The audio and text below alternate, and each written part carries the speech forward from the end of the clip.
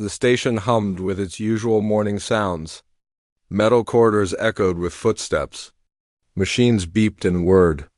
Jiwoo held her son's small hand as they walked through the marketplace section of Meridian 7. The boy was 6 years old, with bright eyes that seemed to notice everything. Daeho made a strange sound.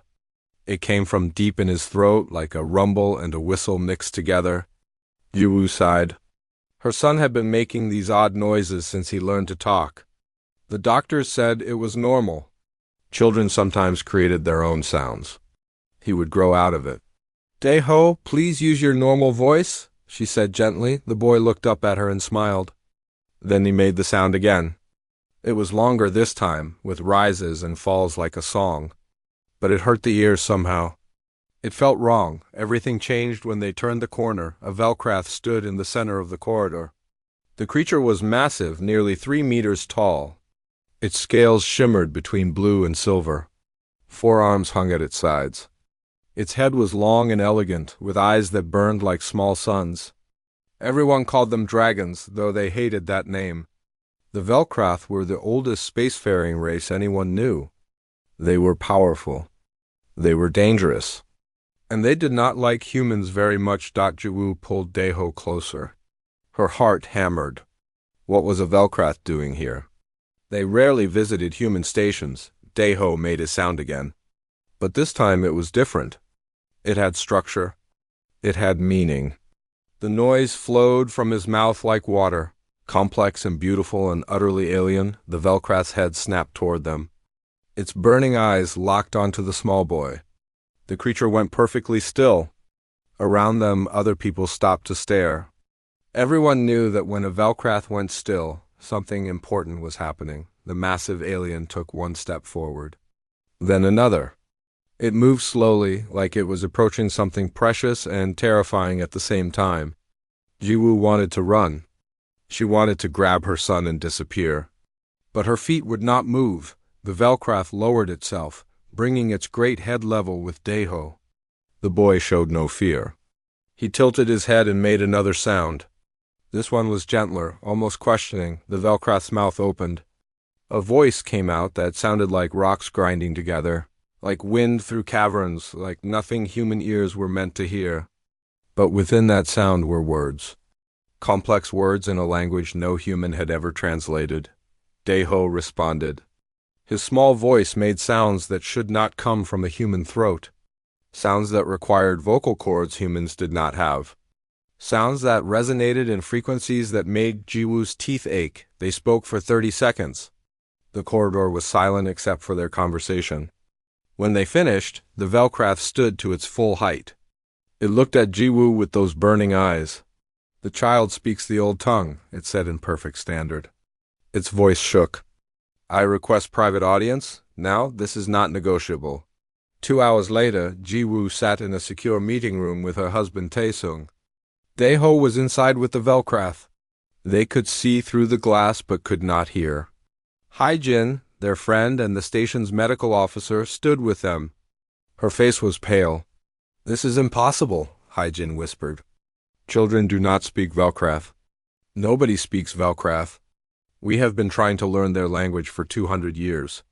The best translators can barely manage basic phrases. What if something is wrong with him? Taesung gripped his wife's hand. What if he is sick? Through the glass, they watched their son sitting calmly at a table. The Velcrath sat across from him.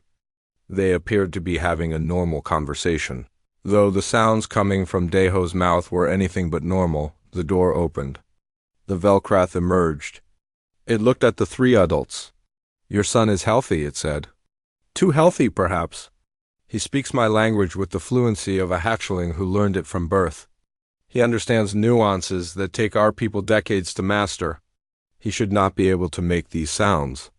Your species lacks the biological structures required. And then how? Jiwoo demanded. I do not know. The Velcrath's eyes dimmed slightly, which their people did when confused. I have consulted with the ship's medical AI. It scanned the boy during our conversation. His throat, his vocal cords, his lung capacity, all normal for a human child. Yet he speaks. It is as if the language flows through him rather than from him. What does this mean? Taesung asked. The Velcrath was quiet for a long moment. In our history, we have stories. Ancient stories from before we took to the stars. They speak of the first language, the tongue that shaped reality itself. These stories say that one day a speaker would come from an unexpected place. A speaker who could hear what we have forgotten.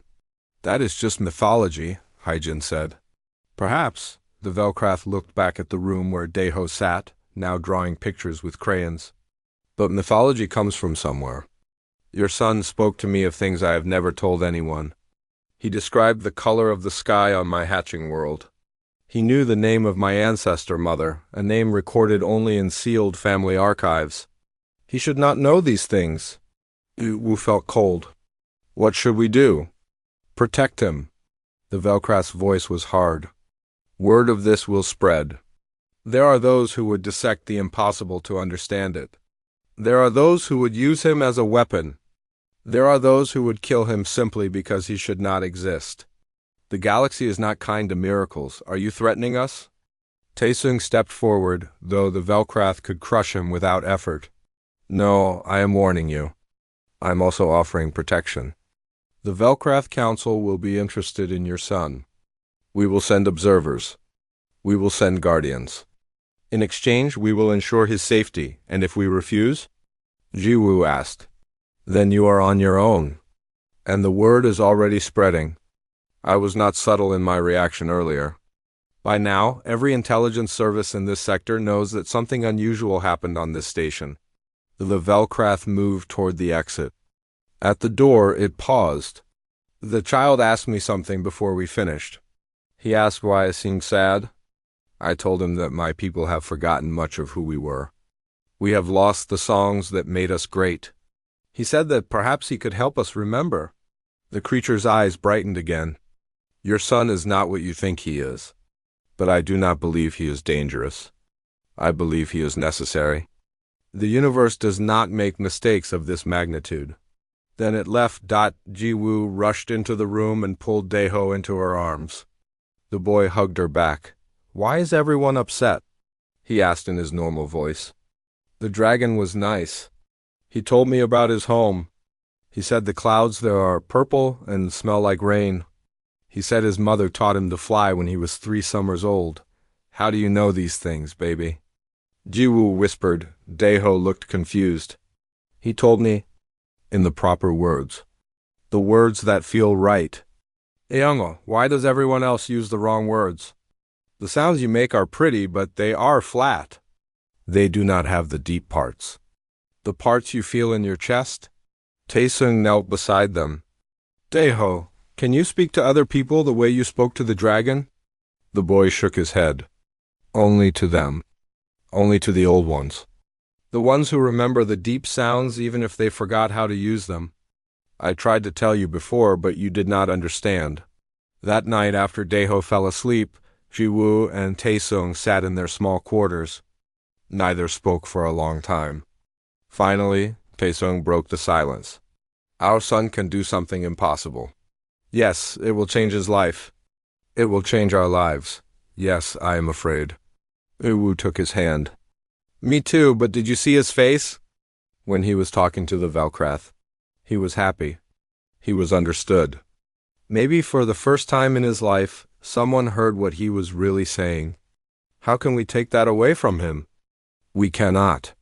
But I wish we could protect him from what comes next. Outside their window, stars burned in the endless dark. And somewhere among those stars, word was spreading. A human child had spoken the impossible. The galaxy was about to pay attention. And attention, Jiwoo knew, was not always a gift. In his bed, Daeho dreamed of purple clouds and ancient songs. He dreamed of voices that rumbled through stone and sky. He dreamed of words that shaped worlds. And he smiled because finally someone understood what he had been trying to say all along. 3 months changed everything. The quiet life Jiwoo had built for her family vanished like smoke. Now, every day brought new visitors. New aliens. New dragons. Dae-ho sat in the observation room, speaking with a Krathian ambassador. The creature looked nothing like the Velcrath.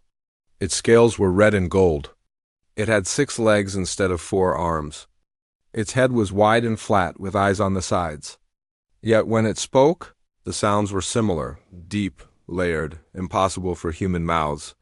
And Daeho answered perfectly. Sung-min watched through the one-way glass. The intelligence officer had arrived 2 weeks ago from Coalition headquarters. He was thin and sharp, with eyes that missed nothing. Jiwoo did not trust him.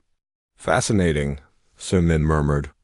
The Krethian language shares nothing with Velcrath. Different grammatical structure, different tonal requirements, different evolutionary origin. Yet your son speaks both fluently. He is just a boy, Taesung said. His voice was hard. Not a science experiment. A boy who can do something nobody else in human history has accomplished.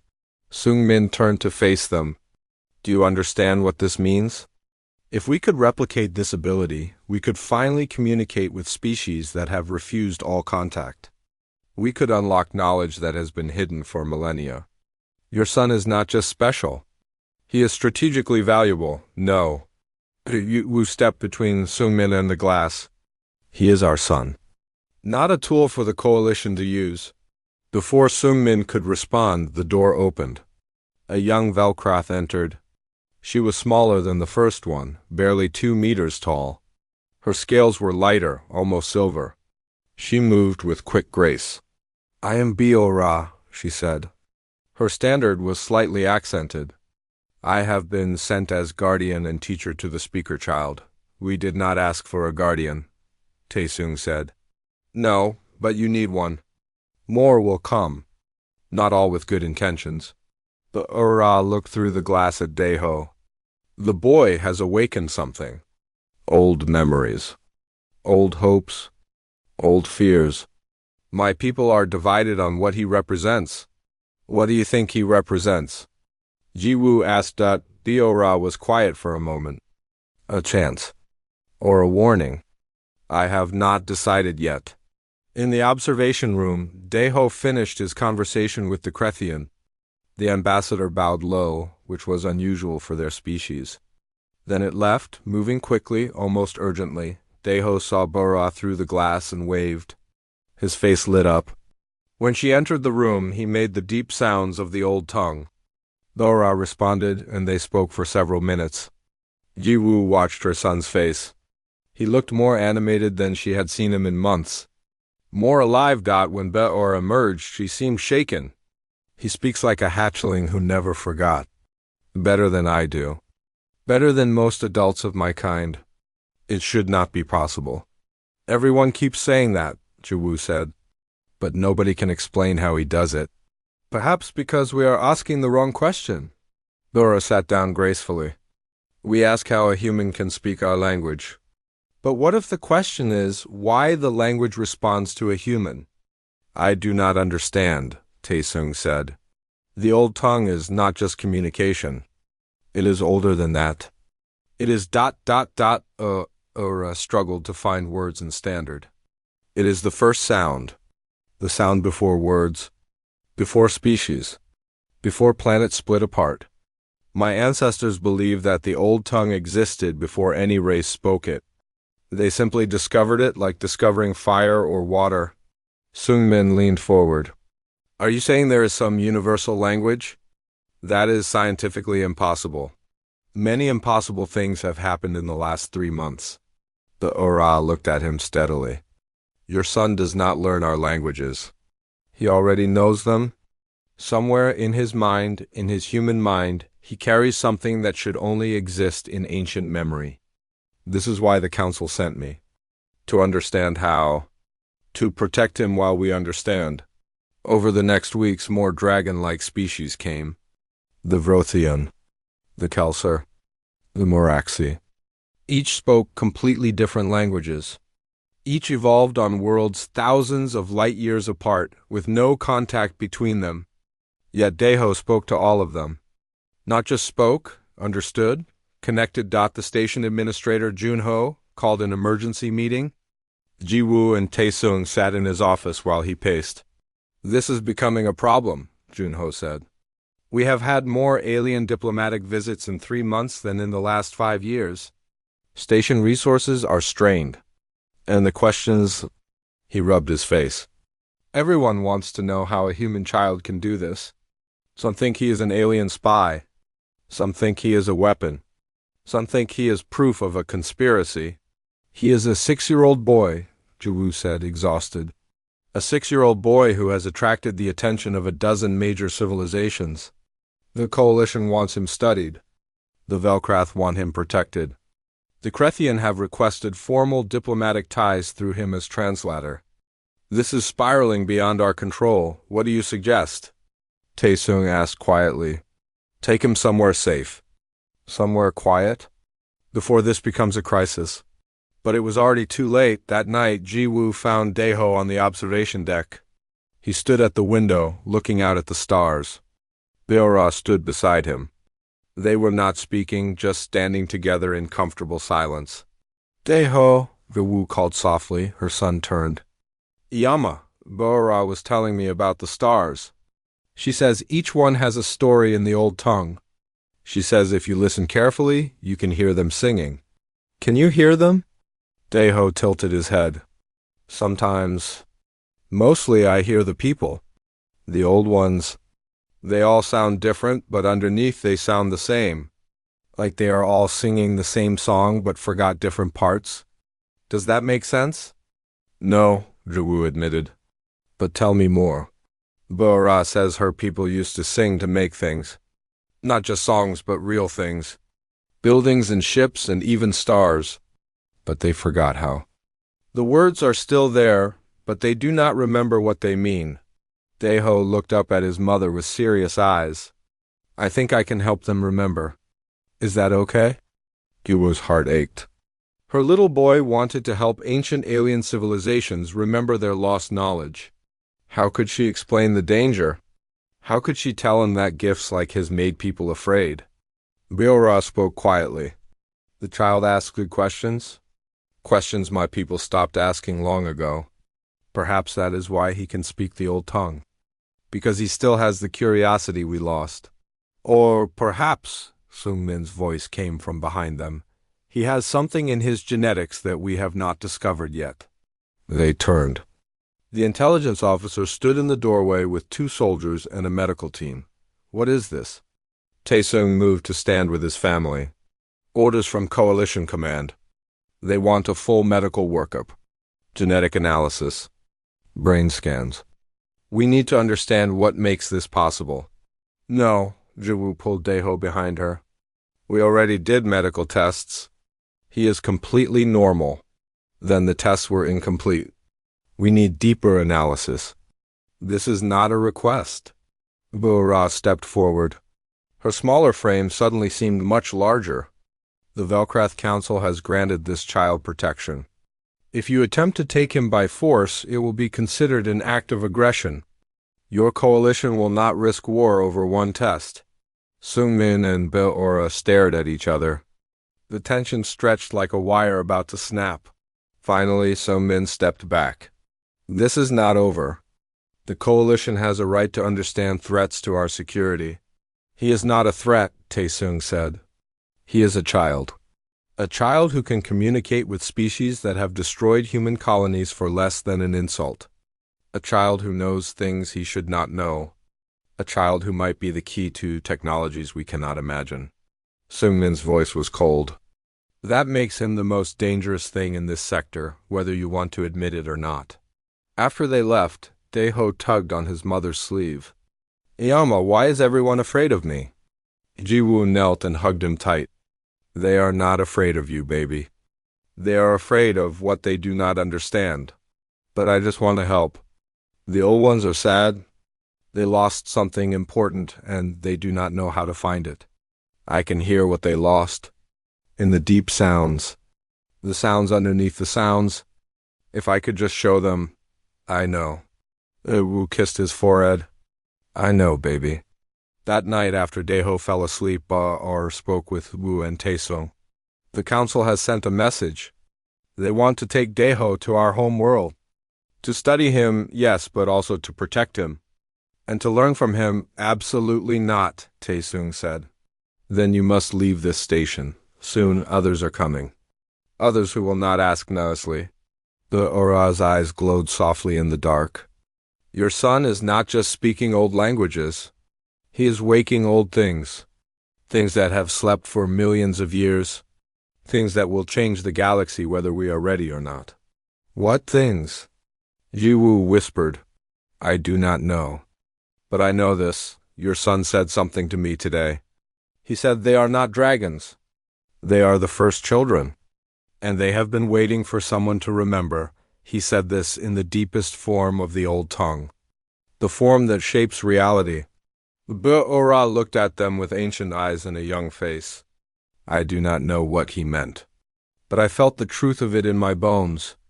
Your son does not just speak our language. He speaks the language. The one that came before everything. And if that is true, then nothing will ever be the same. Outside, stars burned cold and bright, and deep in space, ancient machines that had slept for eons began to wake. They heard the old tongue again. They heard the first language, and they remembered their purpose. The hunt was beginning. Daeho was 7 now. He was taller, but still small for his age. His eyes held something old, though. Something that made people uncomfortable when he looked at them too long.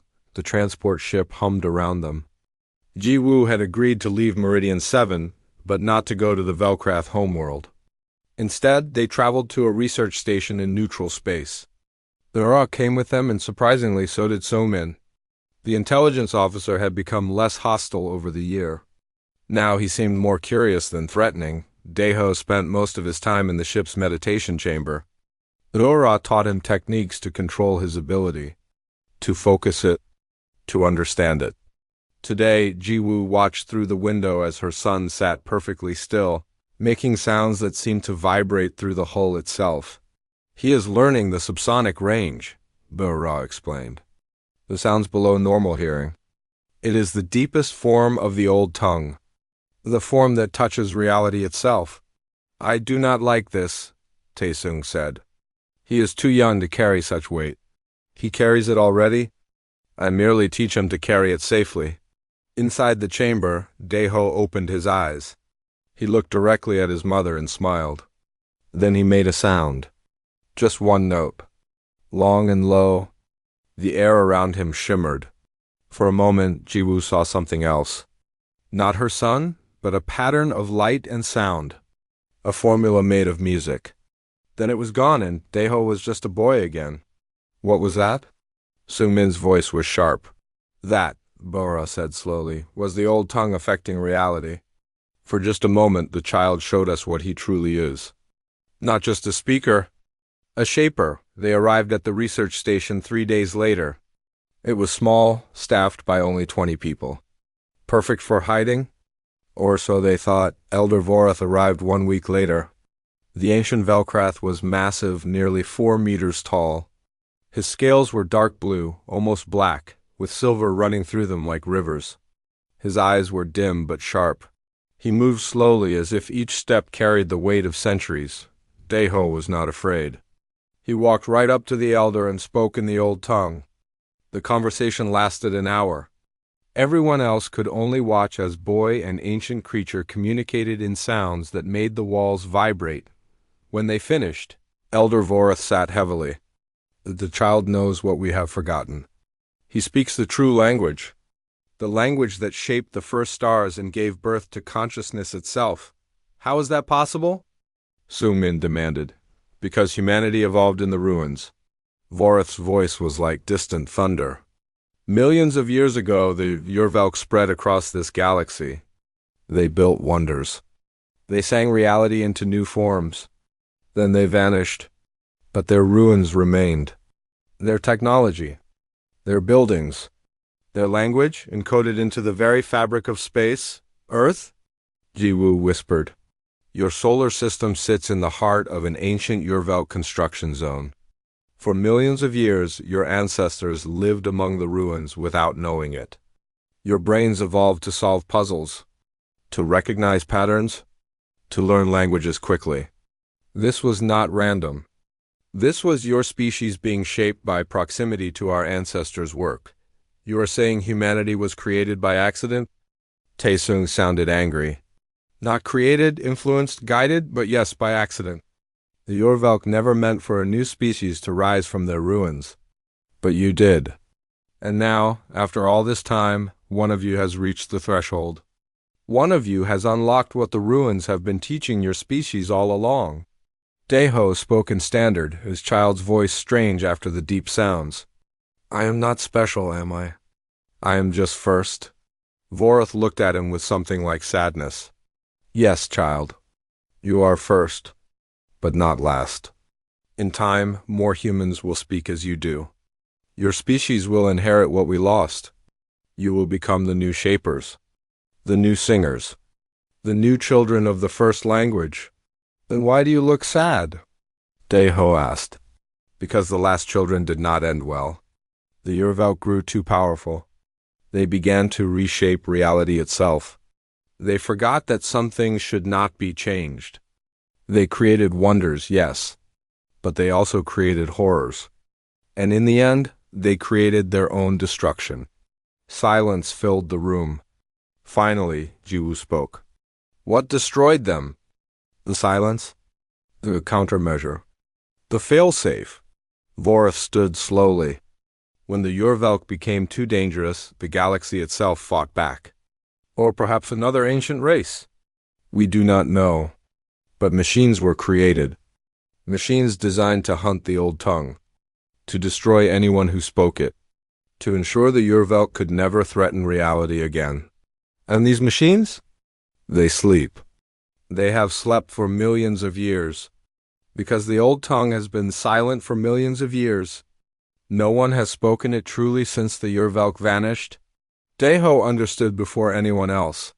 His face went pale. Until now. Until me, yes, child. Until you. The attack came 3 days later. Not from the Coalition. Not from rival aliens. From something else, the research station's alarm screamed. Through the windows, Jiwoo saw things approaching. They looked like ships, but wrong. Geometric, perfect, utterly lifeless.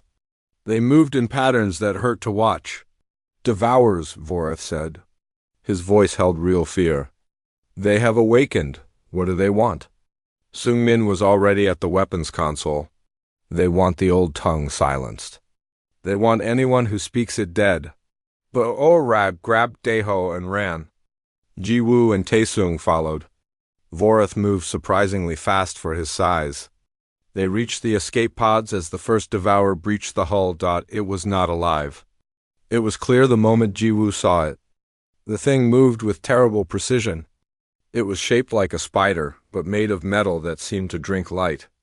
Where it touched, reality stuttered and failed. Objects ceased to exist. Not destroyed. Simply erased. Daeho made a sound. The deep sound. The sound that shaped reality. The devourer stopped. For just a moment it hesitated. Then it continued forward, adapting, learning. The pods! Voroth shouted, Now! They launched just as the station began to tear apart. Through the pod window, Jiwoo watched more devourers arrive. Dozens of them. All perfectly synchronized. All hunting. Inside the pod, Daeho cried. Not from fear, from guilt. I did this. I woke them up. I made them come. No. Voroth's large hand covered the boy's head gently. They were always going to wake. The question was only when. Better now, when we can prepare, than later when your entire species speaks the old tongue. How do we stop them? Seungmin asked. I do not know.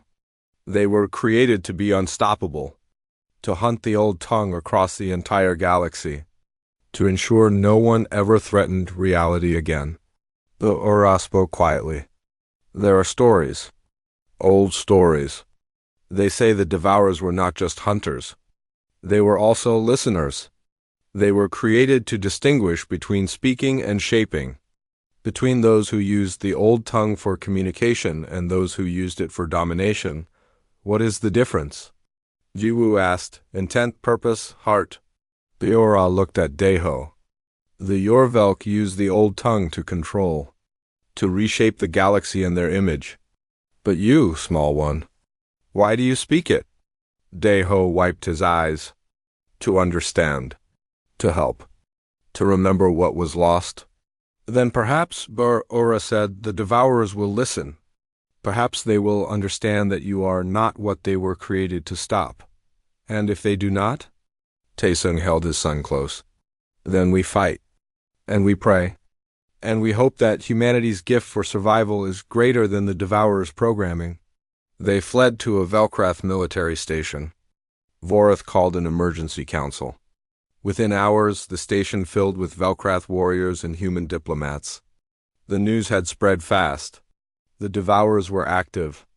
They were hunting. And they were targeting anyone associated with the Old Tongue. Kyung-Su, a coalition general, arrived with a fleet. He was older, scarred, with eyes that had seen too many battles. He looked at Deho with something like pity. We should never have let this happen. We should have studied the boy immediately. Understood what he was, prepared for this. You cannot prepare for the impossible, Vorath said. Only respond to it. Then how do we respond to machines that can erase matter itself? Nobody had an answer that night. Jiwoo held Deho as he slept. He was so small, so young.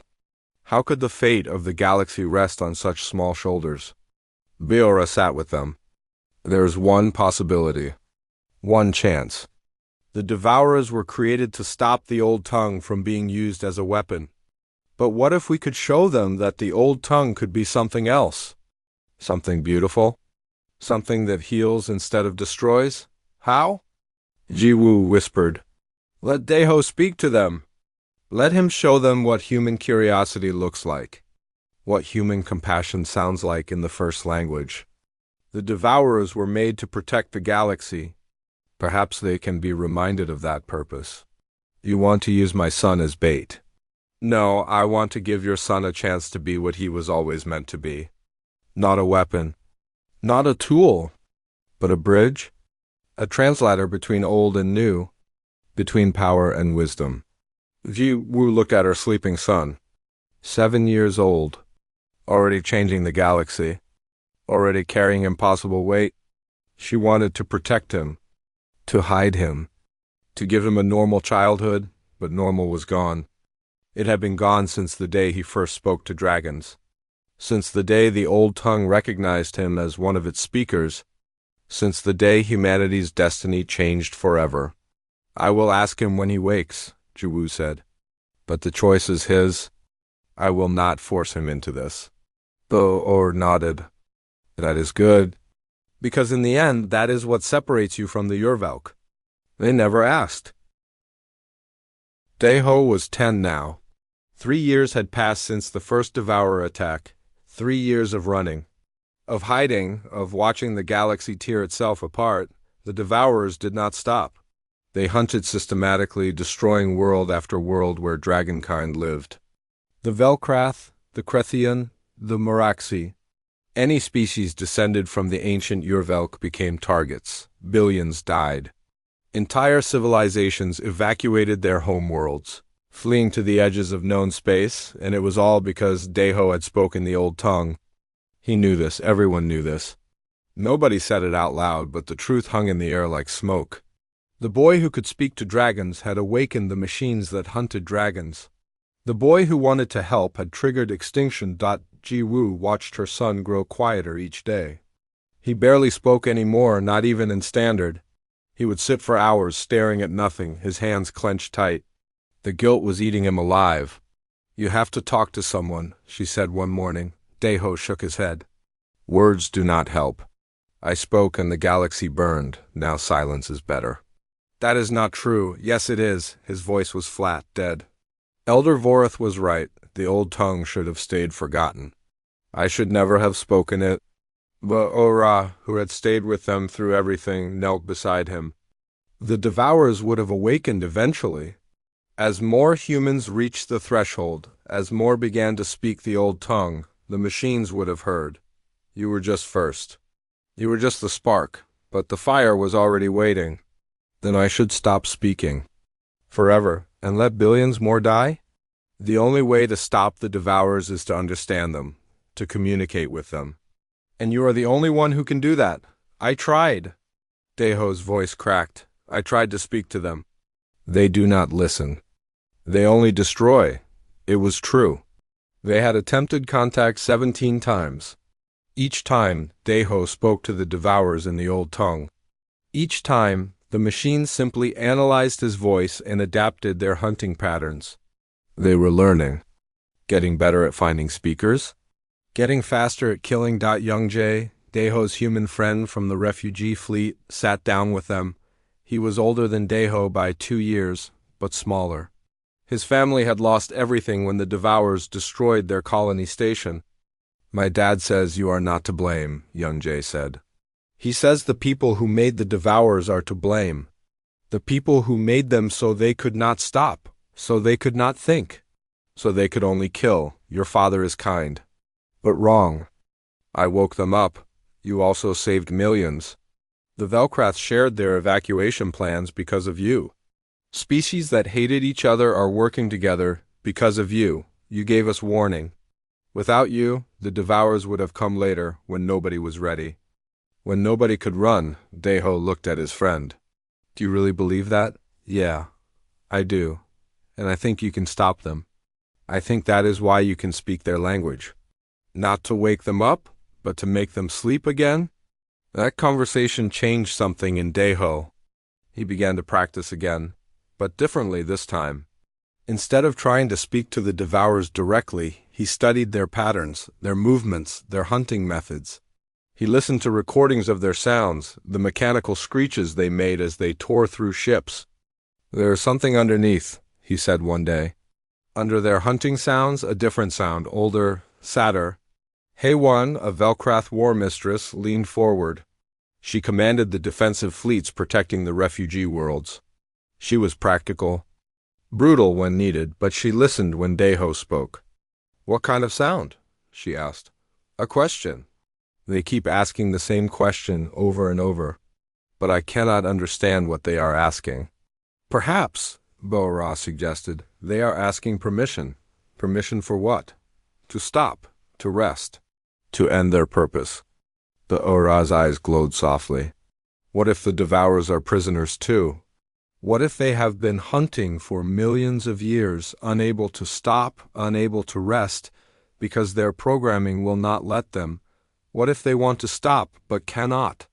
Elder Vorath, who had joined the War Council, spoke slowly. The Yorvelk were cruel in their final days. They created the devourers as punishment, not just for themselves, but for the machines themselves.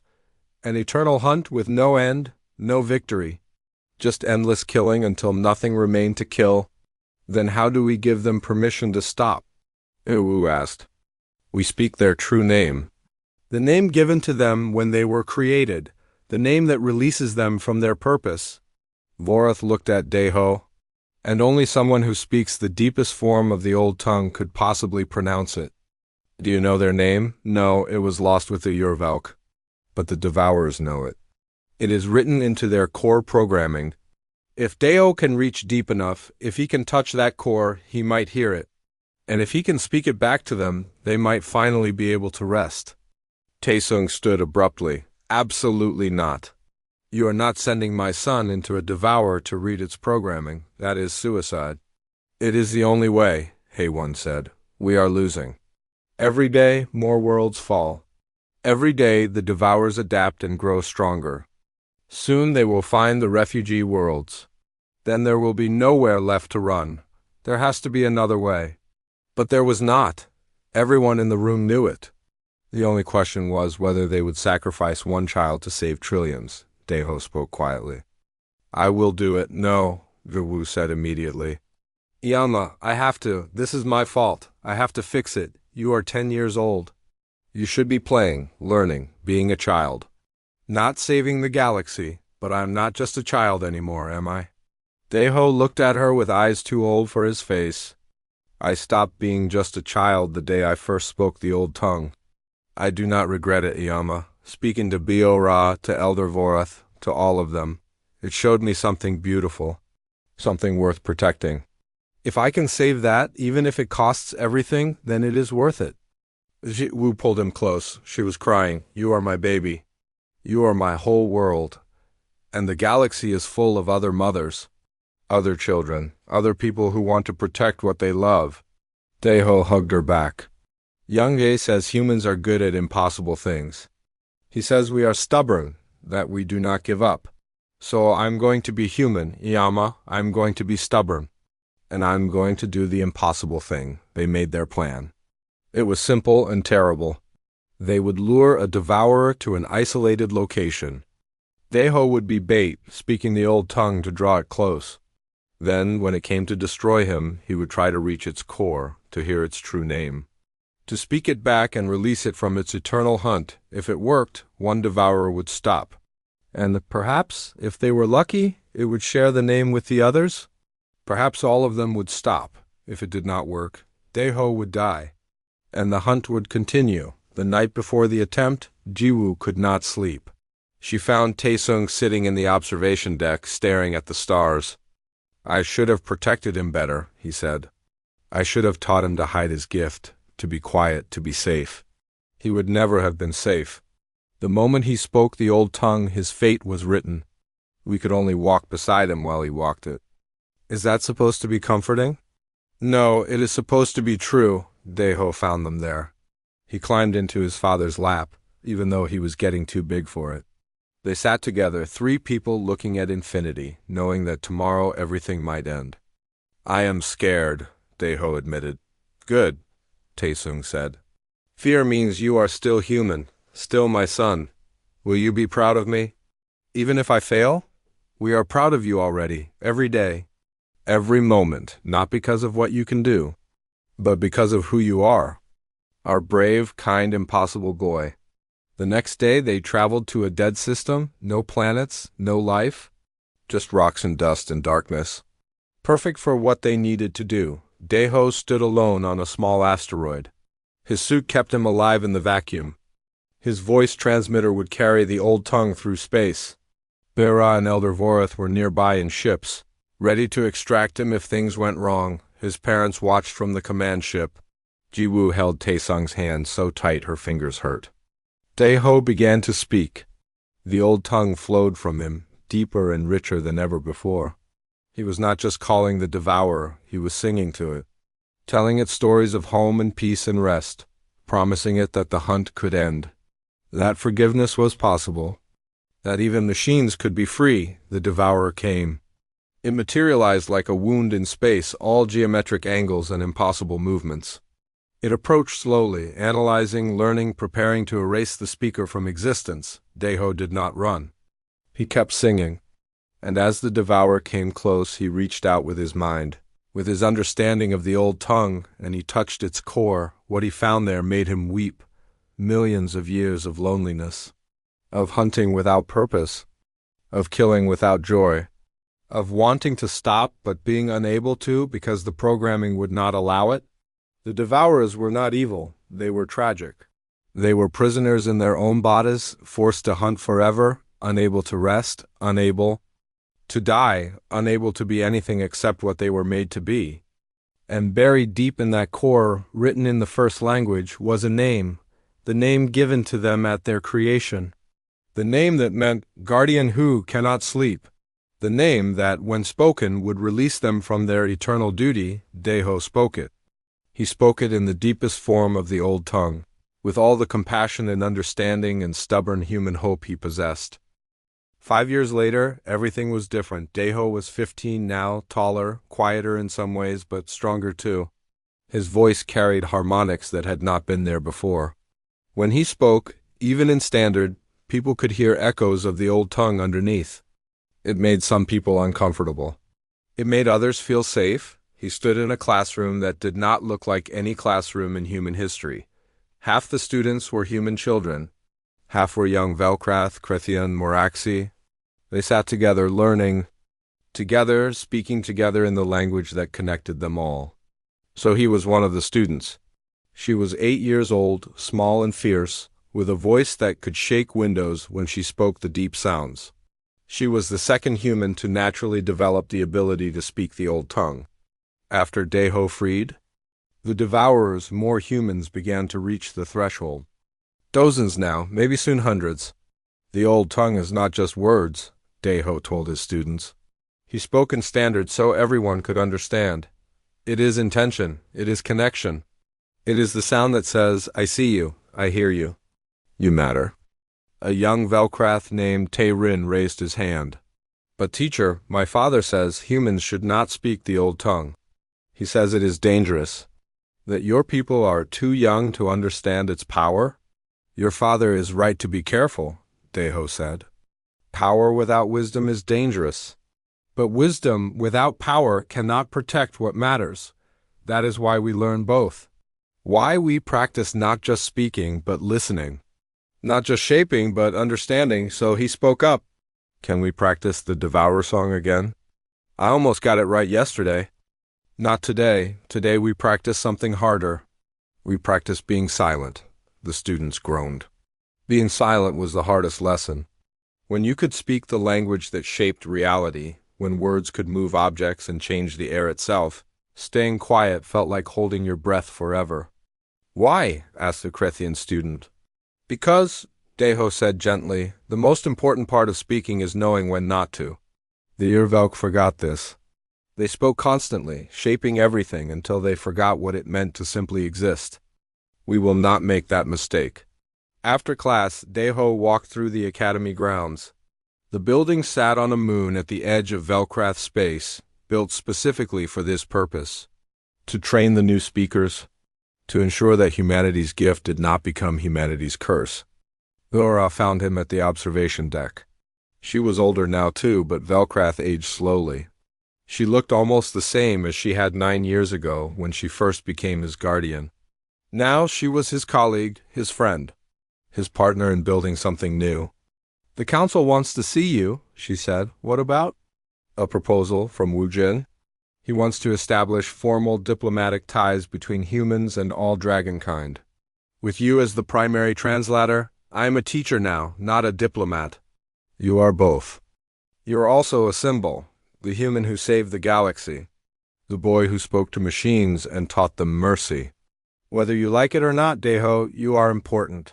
I just want to teach, to help the others learn safely, to make sure no one else has to carry what I carried.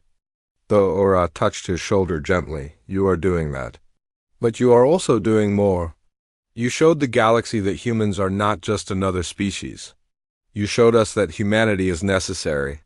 That your stubborn refusal to accept impossible things is exactly what the universe needed. They walked to the council chambers together. Elder Vorath was there, older and slower but still sharp. Hey, one sat beside him, now a general of the combined Velcrath human defense fleet. Wu Jin, the human ambassador, stood near the window. Jiwu and Taesung were there too. Invited because they were Deho's parents and because they had earned respect in their own right. Jiwu now led the Xenolinguistic Research Division.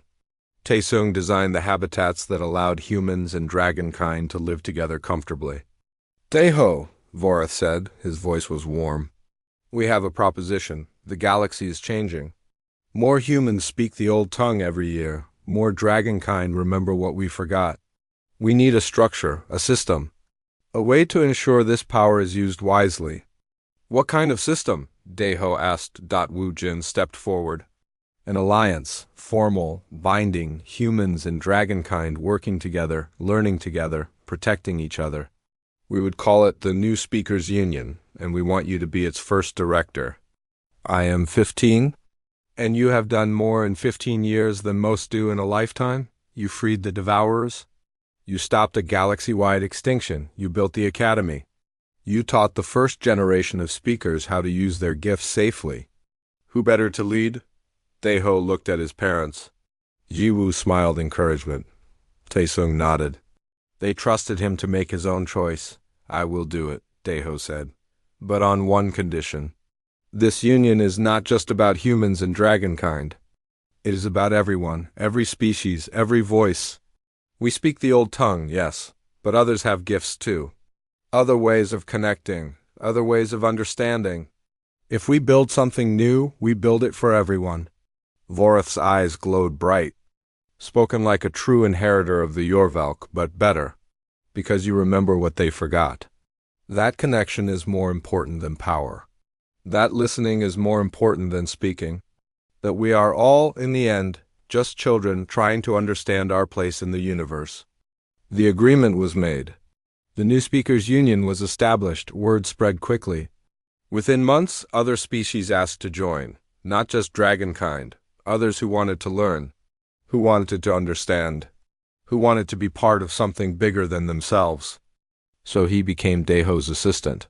She was young but brilliant, with an intuitive grasp of the old tongue that sometimes surprised even him. She taught the youngest students while he handled the older ones and the administrative work. One day, she found him in his office, looking tired. "You work too much," she said. "There is too much to do." "There is always too much to do. That is why we have teams. That is why we are not alone." She sat down across from him. "Can I ask you something?" "Always. Do you regret it? Speaking the old tongue that first time? Starting all of this?" Deho thought for a long moment. "I regret the pain it caused, the deaths, the fear. I will carry that forever. But do I regret speaking? No, because speaking meant connection, it meant understanding. It meant that I was not alone, and neither were the Velkrath or the Devourers or anyone else. Silence is safe, but connection is worth the risk." That is a very human thing to say.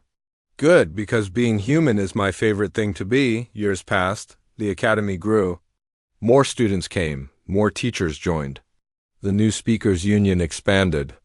Humans and dragonkind worked together on projects that would have been impossible before. They explored ancient Yorvelk ruins safely, learning from the past without repeating its mistakes.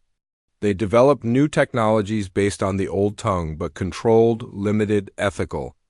The Devourers, now free from their programming, became guardians in truth. They watched over vulnerable worlds. They protected travelers.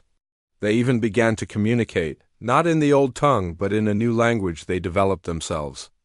A language of light and mathematics and strange beauty. Deho was 20 now, an adult, a teacher, a leader, but also still just himself. He still had breakfast with his parents every week. He still practiced the old tongue daily, not to use it, but to understand it better. He still made mistakes and learned from them. Young Jay, his old friend, worked at the academy too. He taught human history and culture to dragon students. He made them understand that humanity was not defined by the old tongue alone, that humans were artists and explorers and dreamers and builders, that the gift of speaking was just one part of who they were. On the 10th anniversary of the day Deho freed the Devourers, the academy held a ceremony. Representatives from 100 species came. They gathered to remember the past and celebrate the future. Deho stood before them and spoke, not in the old tongue, but in standard, because this message was for everyone. 10 years ago, I was a frightened boy who accidentally woke ancient machines. I caused a crisis. I almost destroyed everything. But I was lucky. I had people who believed in me, who taught me, who showed me that power without wisdom is useless, and wisdom without compassion is hollow. He looked at Ba'ara, at Elder Vorath, at his parents, at his students. The old tongue is a gift. But it is not the only gift. Every species here has something special, something unique, something worth sharing. Humans have curiosity. Dragonkind have memory. The Moraxi have patience. The Krethian have courage. When we share these gifts, when we connect them, we become something none of us could be alone. So he stepped forward and began to speak in the old tongue. Her voice was clear and strong. She spoke of hope and future and the songs that had not yet been sung. Other students joined her. Human and dragon voices mixing, creating harmonies that made the air shimmer. It was not a shaping. They were not changing reality. They were celebrating it, saying thank you to the universe for the chance to exist, for the chance to connect, for the chance to speak and be heard. Deho joined them. His voice carried the deep harmonics, the echoes of that day when he touched the Devourer's core and learned its true name. But now those echoes spoke of joy, not sorrow, of possibility, not tragedy. The ceremony ended. People mingled, talking and laughing. Barriers that had existed for millennia continued to break down. Friendships formed. Ideas were shared.